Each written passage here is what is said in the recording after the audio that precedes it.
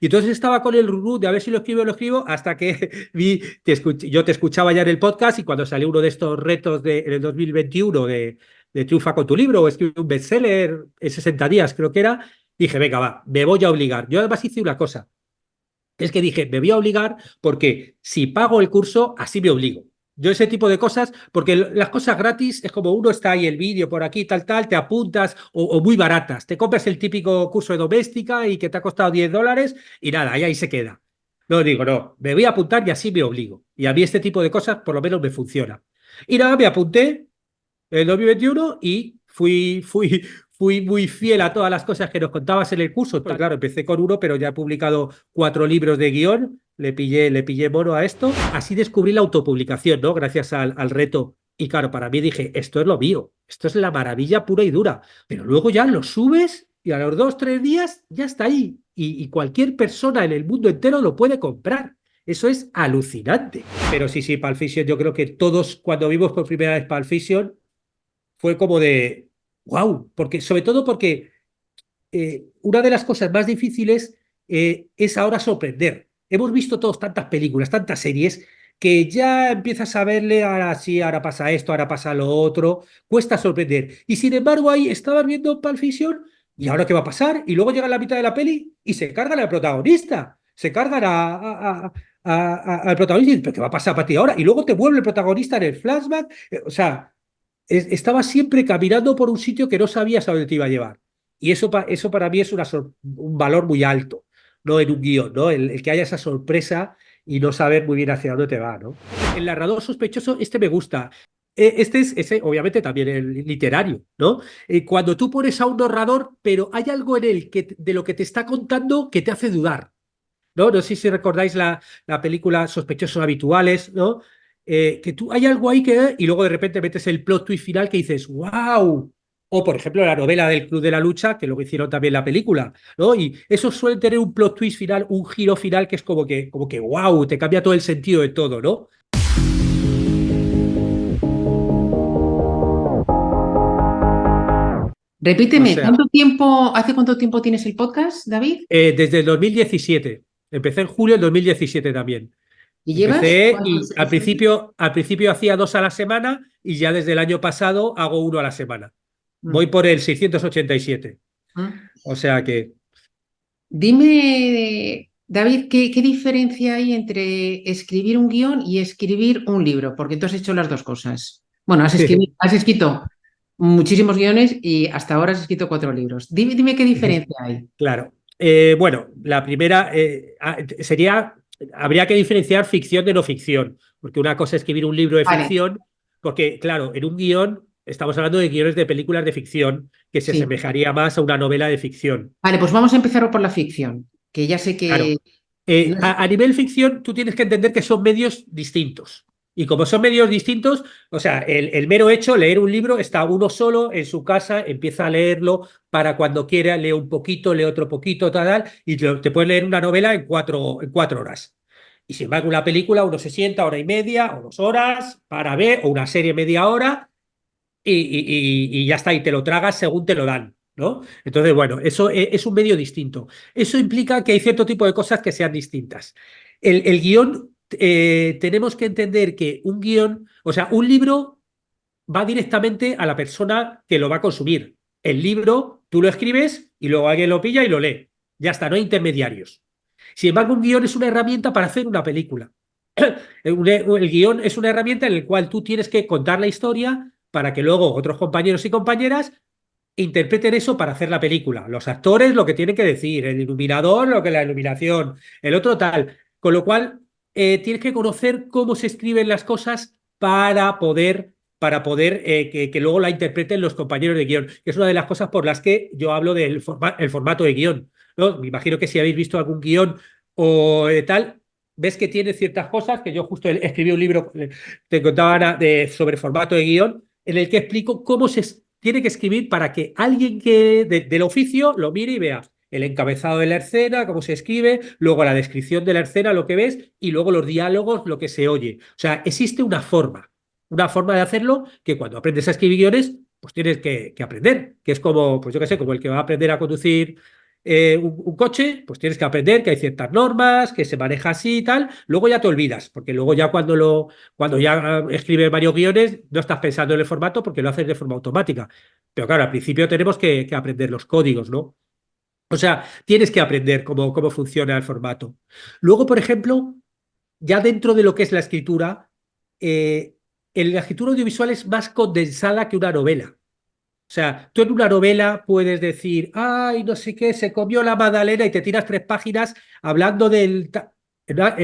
O sea, el cine es acción, ¿no? Las series son acción, no te puedes tirar. Entonces, tú cuando escribes descripciones, por ejemplo, de una escena, puedes poner un poquito lo que es el ambiente, pero no tienes que jugar con cosa literaria, escritura literaria, porque solo están leyendo los compañeros y compañeras para hacer la película. O sea, no... Entonces tiene que condensarte mucho, no puedes hacer descripciones tan largas. Luego, por ejemplo, los diálogos no están hechos para ser leídos, están hechos para ser escuchados. Y no leemos lo mismo que escuchamos, con lo cual, pues se recomienda, una vez escrito, leerlo en voz alta, ¿no? Yo, por ejemplo, yo imparto clases de guión aquí en la Escuela de Cine en Montevideo. Y claro, cuando escriben sus cortos, yo lo que hago es los proyecto en la pantalla gigante y les hago a ellos leerlo. ¿Por qué? Porque lo ha escrito de repente cuando está escuchando como los compañeros leen los personajes y te das cuenta cuando de repente hay un lenguaje muy literario que dices, si es que la gente no habla así, ¿no? Ese tipo de cosas escritas va de un lado, pero claro, oído es como que, ah, vale, es verdad, no se escucha así. O sea, hay ciertas formas de escribir que son más concretas, ¿no? Aunque luego hay una parte de estructurar una historia que es parecida en ficción y vas a pensar, pues si quieres en actos o en capítulos, yo que sé, al final de cada capítulo en la novela, pues le haces un cliffhanger, un girito ahí de intriga que te haga leer el siguiente capítulo, pues en una serie pasa igual, ¿no? Pues de repente al final de cada episodio, bueno, eso ya son técnicas que un poquito aprendemos los guionistas, pero también los novelistas y que tienen que ver con una y con la otra, ¿no? David, dime 3 técnicas. Tienes un libro además que se llama Del McGuffin al Cliffhanger, 25 recursos Claro, narrativos de la caja de herramientas de un guionista. Exactamente. del McGuffin al Dime, cliffhanger. dime 3 herramientas o 3 técnicas de estas que domináis los guionistas o que dominas tú, como además mentor de guionistas, que pueden servirle a un novelista. O también autores de no ficción que tienen que tirar de storytelling. Claro, total. No, te hablaba del cliffhanger justo, justo de la portada, ¿no? El guionista, tengo el ilustrador que me lo hizo. Claro, el cliffhanger agarrado del acantilado es algo que empezó en las novelas de entrega en el siglo XIX, ¿no? Se dieron cuenta cuando publicaban que, claro, como publicaban la novela, o sea, por partes, ¿no? Tipo Alejandro Dumas y estas cosas, se dieron cuenta en una que literalmente puso al protagonista colgado del acantilado y se acabó la novela hasta la semana siguiente, que realmente la gente luego estaba esperando, ¿no? Para volver a enterarse, ¿no? Para volver a pasar. Es algo que, claro, en la narración seriada funciona muy bien. Las series todo lo vemos. Existe cliffhanger al final de cada episodio que te ayuda a estar enganchado, ¿no? Y querer ver el siguiente. Hay otros más grandes que están al final de la temporada. Y dice, wow, ¿no? Los típicos de Perdidos, ¿no? Que acaba con no sé quién y luego te tiras ahí 5 meses hasta que vuelve el episodio, vuelve la serie, ¿no? Y claro, ¿no? Hay otros cliffhanger que te los hacen dentro del el episodio. O sea, ese pequeño gancho que te deja algo sin resolver y que tú luego quieres resolverlo, eso podemos utilizarlo todos los narradores, novelistas también, y cada uno, dependiendo del medio, lo utilizará de una forma u otra y dependiendo del espacio. Por ejemplo, no es lo mismo si eres novelista, tú puedes acabar, ¿no? Cada capítulo con un pequeño ganchito que te diga, wow, quiero leer el siguiente capítulo. Pero también puedes acabar, si estás haciendo a lo mejor una serie, puedes acabar un libro entero con un gancho mucho más gordo que diga, wow, y ahora tengo que esperarme 2 años a que publiquen el siguiente libro. Bueno, puedes hacerlo. Lo que pasa es que hay una cosa que yo me inventé, el teorema del cliffhanger, que es que, claro, el gancho tiene que ser proporcional al espacio que tarda en resolverse. No es lo mismo hacer un cliffhanger para un corte publicitario que vas a resolverlo un ratito después que hacerlo uno cuando acaba la temporada y lo vas a resolver 5 meses después. Porque también la gente se acostumbra y tampoco puedes abusar de que antes de cada publicidad poner al protagonista ahí que lo van a matar. sea, tampoco tiene que ir un poco equilibrado, ¿no? Los cliffhangers, ¿no? Pero bueno, eso es un recurso que yo creo que incluso yo, por ejemplo, hablo de un cliffhanger que hacemos los guionistas que, o sea, que es ya no pensado en los espectadores, sino en las personas que van a leer los guiones.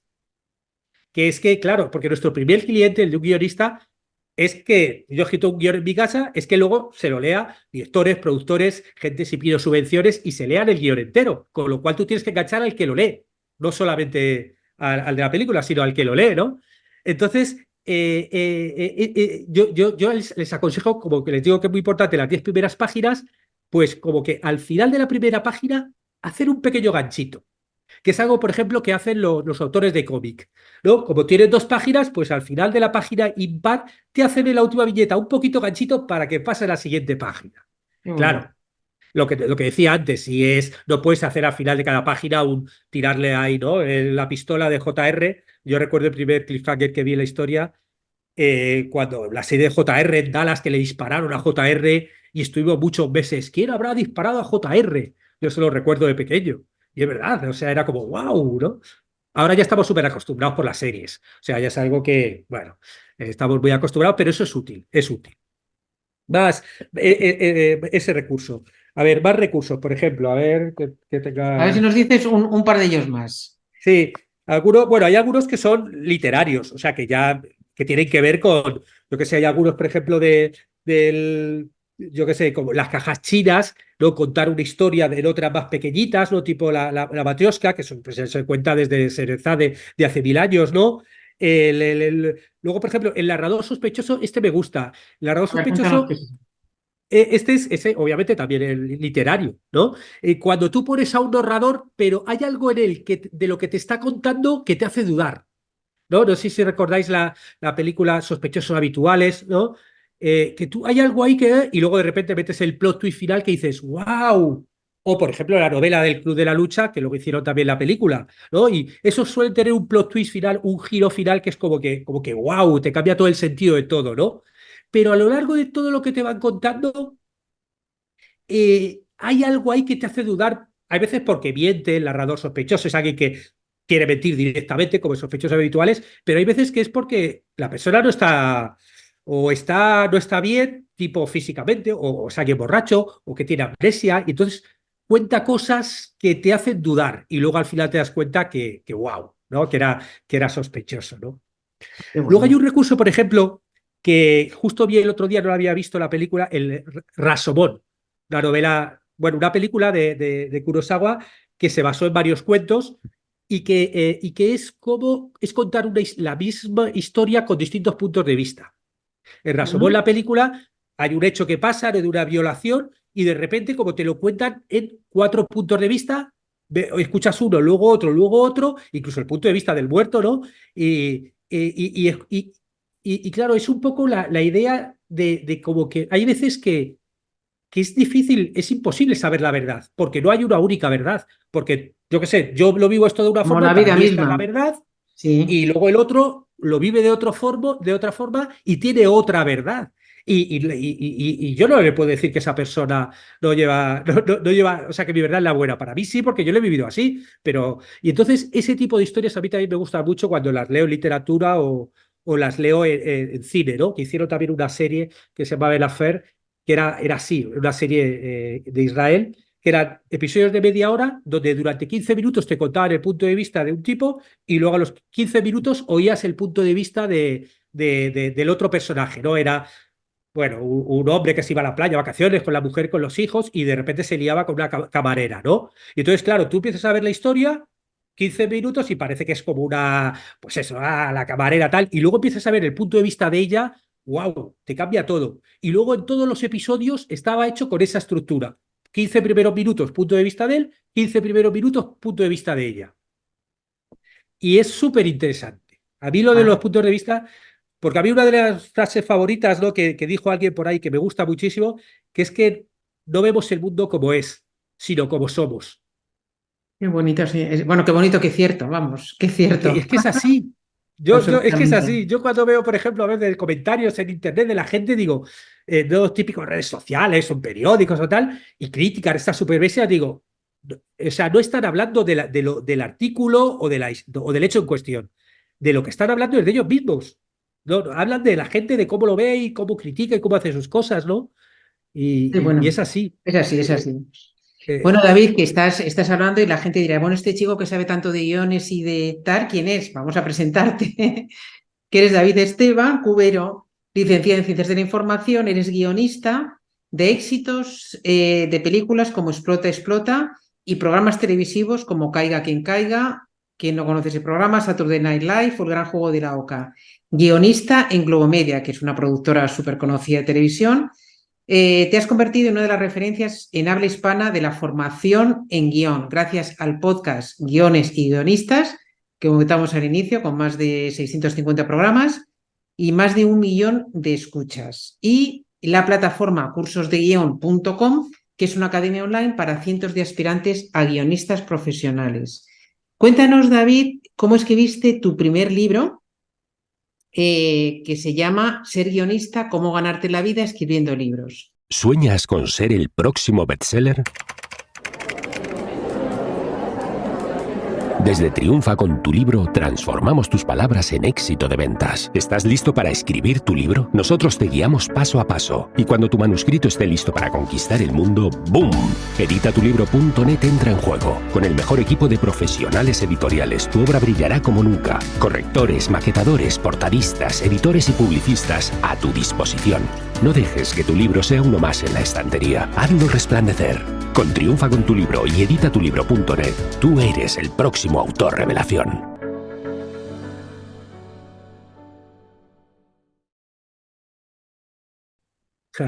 Bien, te cuento. Bueno, yo, haciéndolo rápido, yo soy guionista, empecé hace 30 años en muchos programas de televisión y hace 10 años me vine a vivir a Uruguay, a Montevideo, por motivos personales, vinimos aquí a tener familia y claro, aquí llegué a un momento donde me di cuenta que es un país muy pequeño, con una industria audiovisual pequeña y que yo, con mi experiencia de guionista, no me podía ganar la vida. O sea, no había sitio para mí aquí, ¿no? Y entonces empecé a mirar al mundo de Internet, acabé montando, como dices tú, la escuela de cursos de guión.com, cursosdeguion.com, que empecé con 2 cursos y ahora hay más de 100. Monté el podcast y con el podcast empecé a hablar mucho de guión, ¿no? Como hacer entrevistas, hacer podcasts específicos de cómo escribir una sinopsis, cómo escribir un tratamiento, cómo hacer tal, no sé qué, que si el viaje del héroe por aquí, bueno, analizando muchas cosas, ¿no? Y claro, la gente empezaba a escribirme, a preguntarme cosas y claro, me daba cuenta pues eso, de que realmente no hay que hay varios libros ya muchos sobre manuales de cómo escribir guiones, pero no había ninguno de cómo ser guionista, cómo ganarte la vida como guionista, cómo empezar, cómo crear tu marca personal, cómo vender luego tus guiones, cómo salir al mundo, o sea, muchísimas cosas del oficio que no se contaban.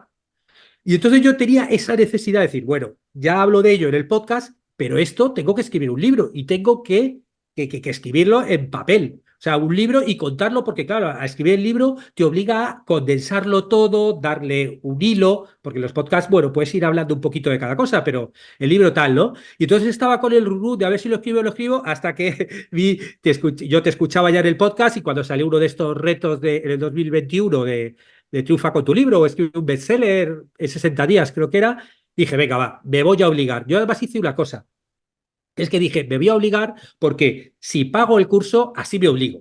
Yo ese tipo de cosas, porque las cosas gratis es como uno está ahí el vídeo por aquí, tal, te apuntas o muy baratas. Te compras el típico curso de doméstica y que te ha costado $10 y nada, y ahí se queda.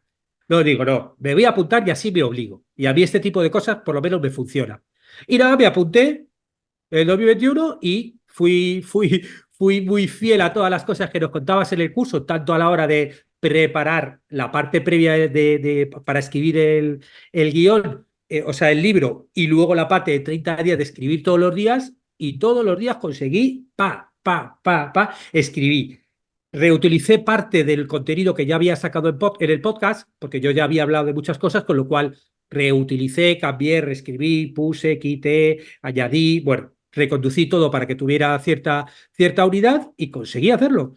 Conseguí hacerlo y luego, pues bueno, en toda la otra parte, que es la parte de publicación, también lo use. Tengo un guionista uruguayo un ilustrador al que le pedí la ilustración y ya me hace las ilustraciones de todos los libros, porque claro, empecé con uno, pero ya he publicado 4 libros de guión, le pillé mono a esto y luego Empezaste en el 2021, ¿no? el 2021, sí. Ahí publiqué el de ser guionista. Luego en el 2022 publiqué el del formato de guión, que bueno, como no había en español ninguno que hablase sobre formato de guión, dije, bueno, pues voy a explicarlo y cuento cómo es el formato de Hollywood y cómo son las variantes de guiones hispanas, ¿no? Porque realmente todos los guionistas, sobre todo de cierta generación, lo hemos aprendido simplemente mirando guiones y, claro, antes no había internet, de libro no, o sea, aprendías un poco el oficio, pues casi como golpeándote contra ello, ¿no? Y ahora ya dije, bueno, David, tengo que escribir el libro, lo escribí, y luego el año pasado escribí Dominando Final Draft, que es sobre un Final Draft es el programa de escritura de guiones más famoso que hay, ¿no? Es un programa de pago donde se escriben muchísimos libros de pago y nada, pues un manual de cómo utilizarlo. Y luego el último de este año, de McGuffin al Cliffhanger, que por ejemplo, ya también pensando no solo en guionistas, sino también en novelistas, escritores que quieran aprender ciertos recursos. Bueno, pues empecé a condensarlo todo con muchos ejemplos. Luego Ujú. tengo por ahí uno de Magela, un libro infantil que escribí con una amiga, que bueno, ese también está muy bien, es un libro infantil que escribimos Ujú. juntos y muy chulo. Bueno, ¿y cómo te ha ido un poco la experiencia? Cuéntanos un poco, Pues, bueno, pues, eh, pues, pues, no, a mí me encantó la experiencia de publicarlo, de autopublicar por muchas razones. Porque yo, por un lado, tenía esa sensación de que iba generando mucho contenido y faltaba asentarlo en algo. Y el libro para mí es el formato ideal para asentar un contenido. Meter algo en 200 páginas con principio, ir avanzando, final, o sea, te obliga a algo, ¿no? A asentarlo de tal forma, ¿no? Y luego así descubrí la autopublicación, ¿no? Gracias al reto. Y claro, para mí dije, esto es lo mío, esto es la maravilla pura y dura. O sea, algo donde tú tienes el control absoluto, donde no tienes que estar enviando manuscritos a editoriales que o no te contestan o te contestan 6 meses después o un año después para decir, oye, mira, lo más normal es que, porque claro, les llegan miles de libros, con lo cual si yo las entiendo, no es por criticarlas, pero es que realmente es muy difícil acceder a editorial, con lo cual que exista una herramienta donde yo pueda publicar mis propios libros sin tener que pedir permiso a nadie, que sí, que tienes que escribir el mejor libro posible, luego tienes que encargarte de maquetarlo, corregirlo, encargarte de la portada, si no sabes hacerlo tú, encargárselo a otras personas. O sea, tú vas a tener que hacer ese trabajo editorial, que normalmente lo hacen editoriales, pero luego ya lo subes y a los 2, 3 días ya está ahí. Y cualquier persona en el mundo entero lo puede comprar. Eso es alucinante. Yo publico en digital, en papel blando y papel duro, ¿no? Y claro, yo, por ejemplo, que vivo en Montevideo, aquí alejado por ejemplo, de España, que es donde vendo la mayoría de los libros, pero bueno, también me los compran en Estados Unidos, México, Colombia, pues en todos los sitios, ¿no? La gente que me sigue el podcast y todo el mundo de guión. O sea, me parece un superpoder hacerlo, ¿no? El poder publicar nosotros nuestras propias cosas sin tener que pedir permiso a nadie. Y sí, luego tenemos que vender nosotros también, claro, pues tienes que tener, claro, yo tengo mi grupo de seguidores, pues eso, gente que escucha el podcast Guiones y Guionistas desde hace 7 años, luego yo también tengo una newsletter de guión que pues todas las semanas 2 o 3 veces pongo consejos de guión y entonces, bueno, pues la gente que quiere aprender guión, que está allí, pues en cursosdeguion.com, abajo, consejos de guión, gratis, con lo cual si alguien quiere apuntarse que se apunte y ahí 2 o 3 veces por semana escribo consejos de escritura y de guión. Bueno, pues a esas personas, obviamente, cuando publico el libro, digo, oye, que he publicado el libro. Y claro, pues eso a mucha gente le interesa también. Tú tienes que encargarte de esa parte de marketing. Pero bueno, pero pues se hace, no hay problema, ¿no? vamos, que si publicas con una editorial, también. Claro, claro. Eso es de las No cosas que yo pienses tengo que hoy porque vas mucho a en el publicar podcast. con una editorial, tú ya te desentiendes de eso. Si quieres vender, Total. tú también te tienes que ocupar. Pero vamos a To- hablar, David, vamos a hablar de guiones. Vamos a hablar que esto seguramente muchos de los que nos van a escuchar, pues no tenemos mucha idea, aunque intuimos que nos vendría muy bien saber cómo escribir guiones para escribir hoy en día, ¿no? Porque los guiones que normalmente se hacen pues para televisión o para vídeos de YouTube o para películas o tal, siguen un poco la tendencia de lectura más actual de ahora, donde hay poca retentiva, donde cada vez todo es más rápido, donde tienes que utilizar muchos recursos para mantener a la gente atenta y eso nos interesa muchísimo a los autores. Pero cuéntanos antes, ¿cuál es el camino de un guión? O sea, tú escribes un guión y luego, ¿qué haces con eso? Cuéntanos. Bueno, obviamente depende de qué tipo de guión. No es lo mismo escribir un guión de corto que un de largometraje, que hacer un proyecto de serie. O sea, el problema que hay con los guiones es que es justo lo que he dicho yo, maravilloso de publicar libros. Pues eso con el guión es todo lo contrario. O sea, con el guión, yo por ejemplo, la última película que hicieron es, con un guión mío, Explota, Explota, la película musical con canciones de Rafael Acarrá, costó casi 3 millones de euros hacerla. Entonces, claro, tú puedes escribir el guión más maravilloso del mundo, pero ahí luego la persona que lo vaya a dirigir, producir, va a tener que buscar todo ese dinero para poder producirlo. Pero mira, una Y pregunta antes desde el desconocimiento.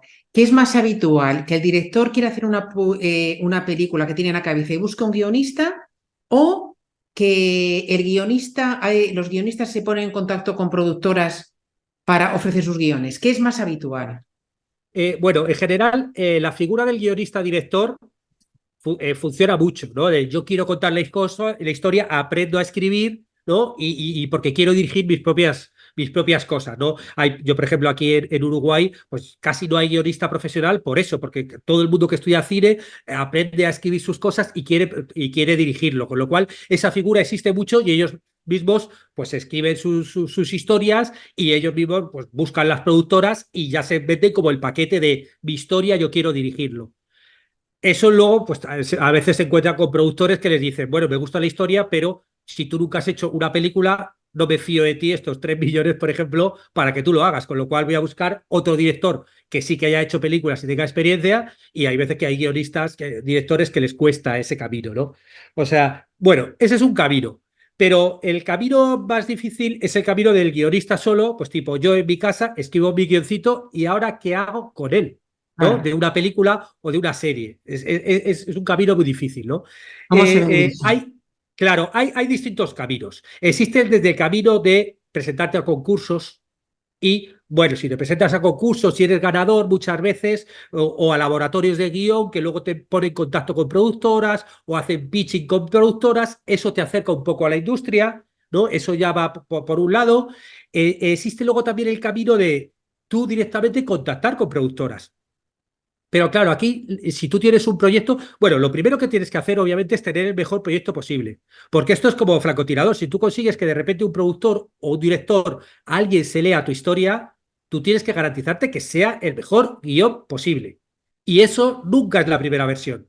Es así, porque hasta guionistas que llevan 40 años trabajando hacen varias versiones, reescriben, es como una novela. O sea, es así. Entonces, primero tienes que garantizarte que sea el mejor guión posible. Es así. Y yo no sé por qué pasa, pero muchos guionistas se creen que escriben su primer guión de la vida y ya es como, ay, no, que no me copien, y no, no, y quieren hacer la película del mundo que es como de, no sé, ¿tú te imaginas a Picasso cuando empezó a pintar el primer cuadro que ya quería ser millonario con eso? Pero el mundo de los escritores no sé qué nos pasa, pero siempre Que pensamos que no, nuestra el idea es mundo también de los... maravillosa Sí, sí. y que nuestro guión es estupendo y que tal. Lo presentas a un concurso, no te eligen y, es que esta gente no sabe, ¿no? Bueno, nosotros tenemos que aprender a hacerlo mejor, tenemos que enviárselo a amigos para que te ayuden a reescribir, contratar mentorías o consultorías. Yo también hago servicios de mentoría y consultoría donde me envían guiones y yo luego pues tenemos un proceso de feedback para poder escribir el mejor guión posible. O sea, eso sería el número uno. Luego, a partir de ahí, yo lo que haría es ver en tu país qué productoras hacen algo parecido a lo que tú haces, ¿no? Porque no es lo mismo hacer una película de thriller que hacer una comedia romántica, que tener un proyecto de serie de comedia tal. O sea, tú tienes que ver a qué productora le podría interesar algo así. Porque no es el tema de miro a ver todas las productoras, envío un mail a todas. Hay como, no, eso no vale para nada. Y porque luego primero te vas a deprimir porque ni te contestan, ¿no? Y envías un mail estándar a todas. O sea, mucho mejor enviárselo solamente a dos, que han hecho productos parecidos, que tú te informas, que les escribes un mail diciendo, oye, mira, me encantó mucho tal película, hice no sé qué, yo tengo un proyecto parecido que creo que podría encajar en vuestra línea editorial, que tal y que cual. O sea, y se puede contactar con ellos. No hay que enviarles el guión, hay que hacer un contacto previo, obviamente. Hay que, pues eso, primero, interesarte quién son, qué han hecho, y de forma sincera ver qué tipo de productos hacen y decir, oye, tengo un producto que puede encajaros. Y a lo mejor le pones una breve sinopsis y es, si te interesa, dímelo y te envío el guión. O hacemos una reunión cara a cara, que eso sería lo ideal, que pudieras pichearle para poder hacerlo. Pero si no, bueno, le tienes que dar un ganchito, le tienes que dar un caramelito, ¿no? Para algo sobre la historia para que quiera leer más, para que quiera verlo. Y luego ahí también le puedes hacer, por ejemplo, un dossier de venta. ¿No? Dossier de venta. Yo ahora, por ejemplo, justo en la escuela de cursos de guión.com he sacado una masterclass que es cómo hacer un dossier de venta con inteligencia artificial. O sea, cómo nosotros, los guionistas, que claro, yo guionista en tu casa, tú no tienes ni el dinero para contratar a fotógrafos, diseñadores, tal, que te hagan un dossier alucinante, pero es que ahora con las herramientas de la inteligencia artificial es alucinante. Yo lo cuento, por ejemplo, en la masterclass, que, por ejemplo, con el ChatGPT simplemente le metes el guión, tus 100 páginas, y empiezas a decirle, escríbeme una sinopsis de 500 palabras, desarróllame los personajes, empiezas a preguntarle cosas que luego tú obviamente pues te lo envías, lo copias, lo retocas, lo quitas, lo pones, pero o el tagline, por ejemplo, la típica frasecita de venta de la película. Pues yo le meto el guión de 100 páginas y le digo, a ver, dame 10 ejemplos de tagline. ¿Que no me gusta? Dame otros 10. Y luego ahí, pues, a lo mejor te viene la idea de uno, o te gusta, o te sale una. O sea, podemos utilizarlo. Pero lo más alucinante de eso es cómo podemos crear imágenes. Con Midjourney, uno de los creadores de imágenes, yo, por ejemplo, para hacer el dossier de venta, tú te creas imágenes que tú la ves y parece como un fotograma sacado de la película. Te lo juro, es alucinante. En mi película, por ejemplo, yo he escrito ahora una peli que es una subasta de arte internacional y hay una obra de arte que es un tigre disecado montado en una silla eléctrica. Claro, eso no existe. Un tigre disecado en una silla no existe, ¿no? Bueno, ¿y cómo puedo tener yo una imagen de esto? Pues que voy a disecar un tigre, voy a contratar a un fotógrafo, o sea, sería imposible. Pues con Midjourney en 10 minutos tenía unas imágenes de un tigre disecado en silla eléctrica alucinantes que parecen fotogramas de una película. Bueno, Es- pues yo con eso me hago un dossier de venta y tú, cuando contactes con la productora, le puedes enviar ese dossier de venta. Y claro, no es lo mismo decirle, hola, tengo una idea, a meter un dossier de venta donde estás viendo imágenes que parecen fotogramas de tu propia película, Ujú. ¿no? Pues Sí, obviamente sí. vende mucho más, ¿no? Y cómo, David, cómo puede, o sea, yo creo que los guionistas deben ser expertos en sacar ideas, digamos, del mundo, del día a día, ¿no? De tu día a día, sacar ideas creativas para incorporarlas a un guión, a una historia, o para crear personajes, ¿no? A través de la observación. Danos algunas claves para los autores, para de tu día a día, que dices, bueno, si mi vida es de lo más rutinaria y tal, ¿de dónde voy a sacar yo ideas para mi próximo libro? Eso que cuentas tú es la diferencia entre los escritores y guionistas y las personas normales, que es que a todos nos pasan mil cosas, pero los escritores, los guionistas, saben ver las historias que hay detrás de cada cosa que te pasa. Lo que tú tienes que tener es puesto ese chip, tienes que tener esa antena para captar historias, es decir, voy a captar historias. Entonces, pues con una libretita o con el teléfono, a partir de ahí es un entrenamiento, porque el músculo de la creatividad es un entrenamiento como otro cualquiera. Entonces, pues tú te pillas tu libretita y es como a partir de ahora voy a empezar a, por ejemplo, decías el trabajo de personajes por observación, maravilloso.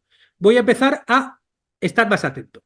Vas en el autobús y vas mirando y vas escuchando y de repente escuchas tal, o ves a tal persona cómo se mueve, no sé qué, y lo vas apuntando. Escucha las frases de ir a los sitios. Yo, por ejemplo, hace 20 años tenía una idea para escribir una historia allí en Lavapiés, vivía allí en Madrid, y tenía una idea de unos manteros, tal. Entonces lo que hacía era, pues todos los días iba a la zona donde había manteros, gente tal, tal, y o me sentaba a tomar un café si ellos estaban enfrente, y iba apuntando cosas, y de repente un día vino la policía, le sacaron tal, y yo apunté todo, tal. Luego otro día me fui a cortar el pelo, pues ahí en Lavapiés, a una peluquería de árabes. Fui, hola, ¿qué tal? Me cortó el pelo, pero ya me fijé cómo hablaban, cómo tal. Y luego llegué a casa y apunté.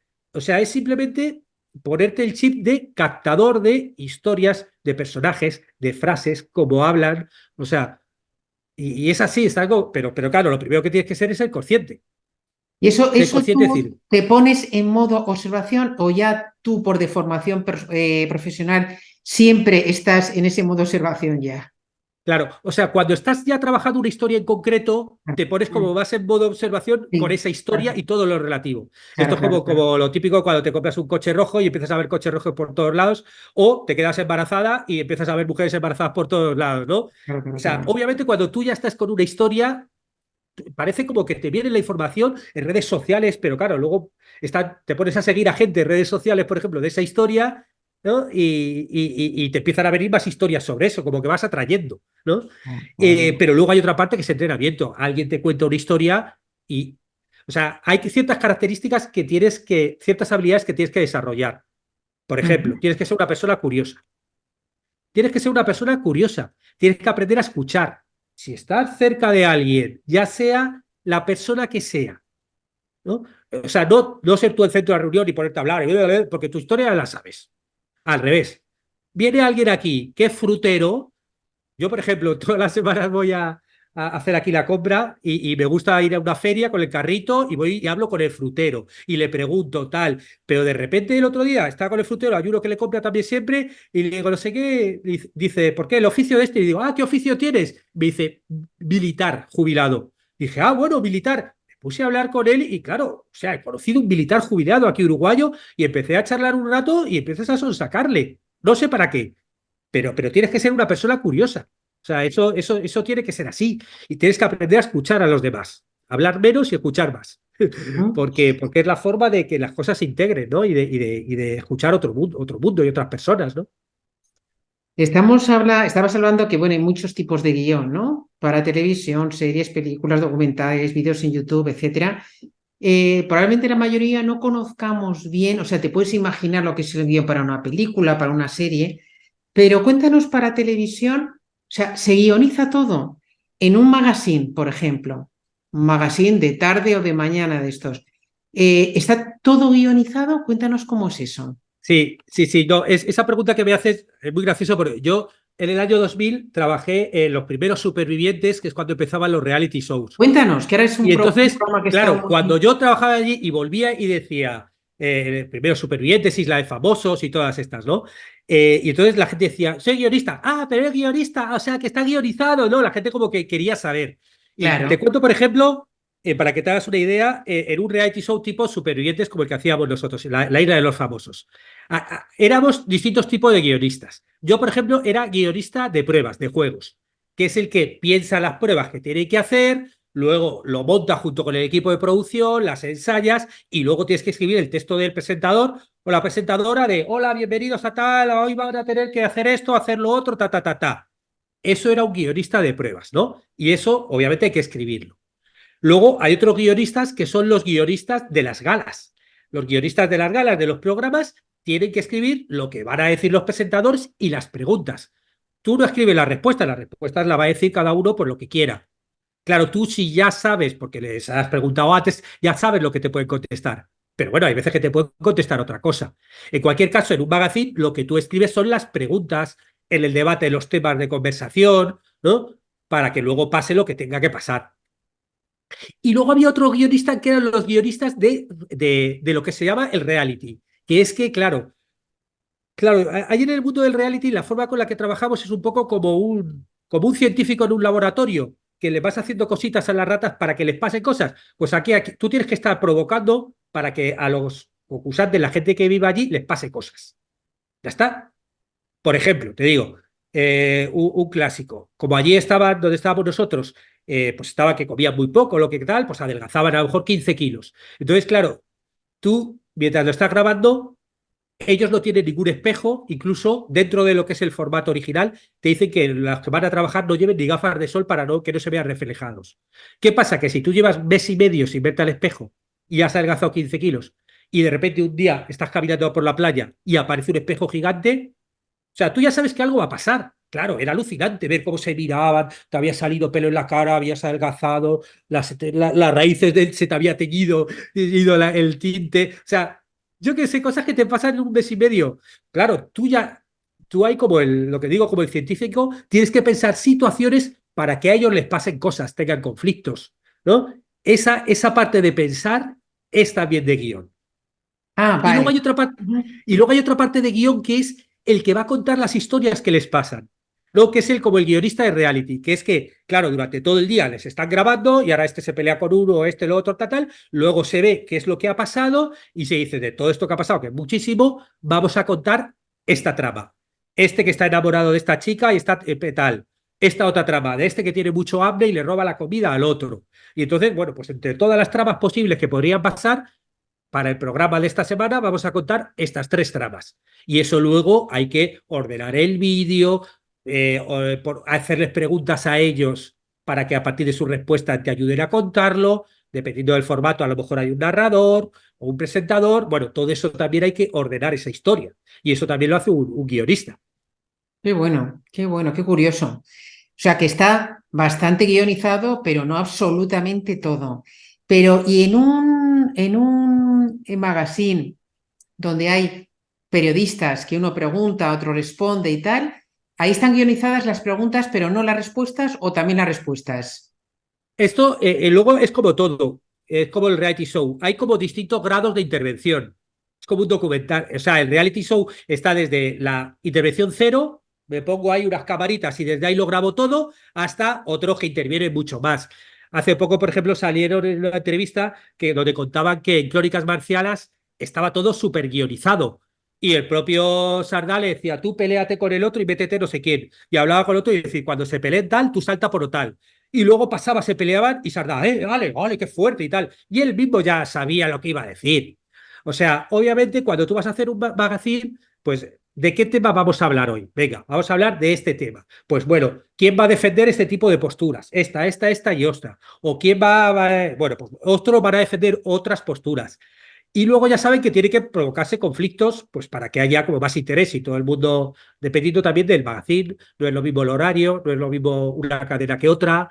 O sea, hay como muchos grados de dónde busco la polémica y dónde no. Y tú como guionista tienes que saber en qué formato estás, en qué canal, qué horario, ¿no? Y obviamente, pues dependiendo de... No es lo mismo Telecinco de Televisión Española. Telecinco, pues tiene otro tipo de público y busca el conflicto de una forma mucho más extrema, por ejemplo, y bueno, así ha fomentado así ha cimentado su éxito, ¿no? Y bueno, pues ellos hacen ese juego y les va bien. Claro, Televisión Española no puede llegar a esos niveles, ¿no? Al ser una televisión pública.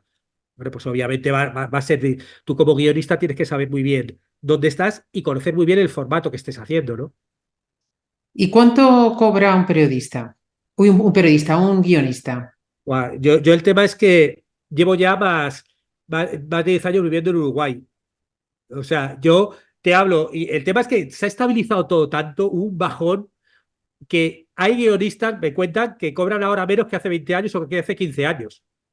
Ahora hay un estándar, creo que ALMA, la Sociedad de Guionistas, creo que consiguió publicar precios dependiendo de si eres guionista base, si eres coordinador, si eres no sé qué, te puede ser 2.000 y pico euros, 3.000, 4.000. Yo en mi época pues pude haber cobrado 3.000 euros, cobraba, o 3.500 al mes, dependiendo de tal. Pero ahora sé que como 15, 20 años después, los precios están ahí, en programas ahí o más bajos aún. O sea, como que se paró mucho, hubo mucho auge, hubo mucho tal, y ahora con la última crisis de 2008, ahí se paró todo, se bajaron precios y tal. Pero bueno, luego ya depende del caché, depende del programa y depende Bueno, de, habrá, de- habrá de mucho cada uno, la guionista, pero, experiencia. pero ahora hay muchas oportunidades, digamos, ahora con las series, con la cantidad pues eso, documentales, de vídeos, todo esto que tiene que estar guionizado, necesita buenos guionistas. O sea, que al mismo Sí, tiempo hay un gran mercado, ¿no? sí, sí, yo cuando empecé hace 30 años, o sea, realmente era algo muy raro. Empezaba en las privadas en los 90, era algo que empezaba. Yo, claro, mi primer trabajo de televisión en el 94 fue el juego de la Oca, con Emilio Aragón. Y claro, eso era como, wow, trabajo en el juego de la Oca, era como, esto era la bomba, ¿no?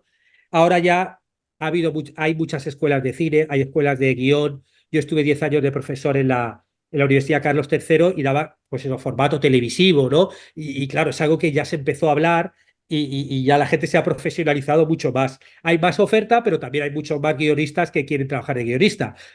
Pero vamos, en general es un oficio complicado porque bueno, en televisión, por ejemplo, trabajas por obra. Entonces, pues te sale un programa y te puedes tirar 3 meses trabajando o 3 años, si el programa tiene éxito. Pero si no, estás 3 meses, por eso también tenía ciertos sueldos, porque luego a lo mejor tú no trabajabas 12 meses al año, trabajabas 6 o 7, y con eso tenías que tirar todo el año en su época, ¿no? Mm. Entonces, bueno, tiene esa dificultad de que tienes que ir buscando por obra, o estás fijo en alguna productora, que eso cada vez es más difícil, o tienes que eso. Luego sí, si consigues inventarte un programa y que se produzca, o te metes ya, no solo guionista, sino esa parte de producción, donde ya tienes una parte de el típico showrunner, ¿no? Cuando las series, que ya no solamente escribo, sino también meto esa parte de producción y de control, eso ya los sueldos son mucho más grandes, ¿no? Ujú. Para ir terminando, David, en lugar de preguntarte, que siempre suelo preguntar por el libro favorito, me encantaría saber, preguntarte dime un par de películas y un par de series donde para ti sean un ejemplo de cómo está hecho el guión de esas películas o de esas series. Claro. Bueno, mira, justamente ayer terminé de ver una serie que salía Ajá. ahora en Netflix que se llama Eric. Eric, justo acaba de salir, es una serie sobre un niño en los años 80 en Nueva York que se pierde el niño. Y claro, luego analizándolo, justo al acabar toda la serie, te das cuenta que es una serie que está muy bien porque tiene distintos planos. Tiene como distintas tramas. Tiene una trama social de qué está pasando en la ciudad en ese momento. Luego hay una trama más familiar de que se ha perdido el niño y es el drama en la familia. Luego la trama de thriller de dónde está el niño, qué le ha pasado. Ese tipo de series que tienen como distintas capas, está bien. A mí me ha gustado esa serie. Muy bueno, Me gustó la muy serie. bueno. Y Dinos, luego, dinos luego a alguno nivel más. guión, yo, Ujú. mira, estoy ahora como volviendo a ver clásicos. O sea, a mí Ujú. me gusta mucho un autor de guión, bueno, uno de los grandes cineastas de la historia, Billy Wilder, ¿no? Que era guionista y luego, este es el típico guionista que acabó haciéndose director como diciendo, mira, no quiero que me destrocen mis películas y eso que lo había trabajado con grandes directores. Y entonces sus películas yo siempre que las veo pues me gustan. Yo vuelves a ver Con falda ya lo loco, ves Sunset Boulevard, o sea, el otro día vi Ninochka, que es de Lubitsch, pero él era uno de los guionistas, y son clásicos. Y entonces yo me pongo a ver esas películas y es como ahora estoy intentando volver a ver muchos clásicos porque, bueno, por algo son clásicos. Ajá. Y Y tienen está buenos bien, ¿no? guiones, ¿no? Tienen buenos Claro, guiones. tiene muy buenos guiones, divertidos y como algo que hicieron hace 80 años, lo ves ahora y dices, joder, me sigue funcionando, me sigue funcionando, me sigue ¿Y alguna funcionando muy película bien. más actual? Y luego, Tenga muy películas buen guion. actuales. Bueno, pues, a ver, ¿qué películas actuales que haya visto últimamente? Mira, justo ayer vi una película, ayer no, sí, ayer vi una película, te digo las últimas que he visto, porque son las que primero me vienen a la cabeza, que me ha parecido también muy curiosa, es una película que se llama El Castigo, una película chilena. La autora del guión es Coral Cruz, yo trabajé con ella hace 20 años, ella fue tutora mía en un guión de largo, y es una historia que es sencilla, súper sencilla, pero me ha gustado, me ha parecido muy inteligente el guión y cómo está hecha. La historia es dos padres que van con el coche bueno, paran y se le pierde su hijo en el bosque. Y está todo contado con un plano secuencia. O sea, te tiras durante 1 hora y 25 minutos siguiendo a los dos padres y esa búsqueda con el niño. O sea, pero el que esté hecho así, además de que el diálogo está muy bien, los conflictos, todo como hablan, el que esté hecho todo en plano secuencia te hace como que estás metido en la película.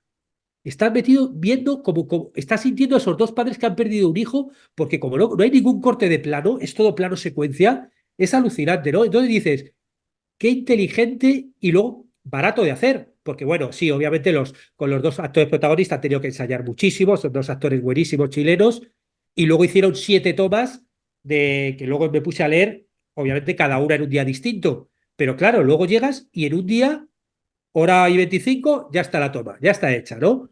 Entonces, qué forma inteligente de hacer algo con no demasiado dinero, pero que la puesta en escena de dirección tiene que se entiende, porque están rodándolo y te hace sentirlo, cómo lo viven, ¿no? Y luego, Ujú. claro, está muy bien el guión, porque es muy sencillo, pero el conflicto y el tema, cómo lo trabaja cuando llega el clímax, dices, wow, wow, ¿no? Me gustó. Sí, y te hablo El de, no te casting. hablo de una película como que va a ganar el Oscar ni nada. O sea, Ujú. no, sí, pero son películas buenas. Yo la vi aquí en la Cinemateca en Montevideo, pero bueno, yo creo que se podrá encontrar por ahí. Ujú. También hay una película que citas mucho en tu primer libro, que es Pulp Fiction. Claro, claro, ¿Por Pulp qué? Fiction es un clásico. Yo lo que pasa es que lo típico que dices, ya no quiero ni hablar de ella por detrás, porque claro, ya se ha convertido en un auténtico clásico. No, a mí en general Tarantino me interesa mucho todo lo que hace. Me interesa mucho el cómo hace el guión. Para él, además, el guión, los guiones, él dice que ya, para él el guión ya es una obra en sí mismo. Él defiende mucho el guión, ¿no? Él dice que para él el guión es una obra en sí mismo, ¿no?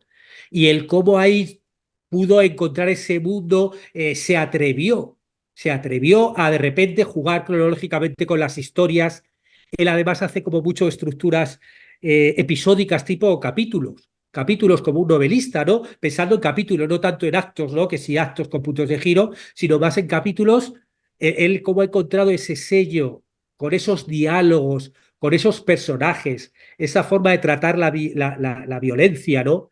Que claro, lo que pasa es que claro, él es un guionista, director que ya hace todo el paquete, ¿no? Lo piensa mucho. Yo tengo ganas que dice, parece que falta la última película, a ver qué va a hacer. Que dijo que no va a hacer más de 10, pero sí, sí, Pulp Fiction, yo creo que todos cuando vimos por primera vez Pulp Fiction fue como de wow, porque, sobre todo porque una de las cosas más difíciles es ahora sorprender. Hemos visto todos tantas películas, tantas series, que ya empiezas a verle, ahora sí, ahora pasa esto, ahora pasa lo otro, cuesta sorprender. Y sin embargo, ahí estabas viendo Pulp Fiction, ¿y ahora qué va a pasar? Y luego llega la mitad de la peli y se cargan al protagonista, se cargan al protagonista y dices, ¿pero qué va a pasar para ti ahora? Y luego te vuelve el protagonista en el flashback. O sea, estabas siempre caminando por un sitio que no sabías a dónde te iba a llevar. Y eso para mí es un valor muy alto, ¿no? En un guión, ¿no? El que haya esa sorpresa y no saber muy bien hacia dónde te va, ¿no? No, Ujú. no, sí, un Ujú. clásico. Muy bueno. Bueno, pues terminamos la entrevista ya con la última pregunta que hago siempre y es si me puedes recomendar o a quién me recomendarías para entrevistar en este podcast.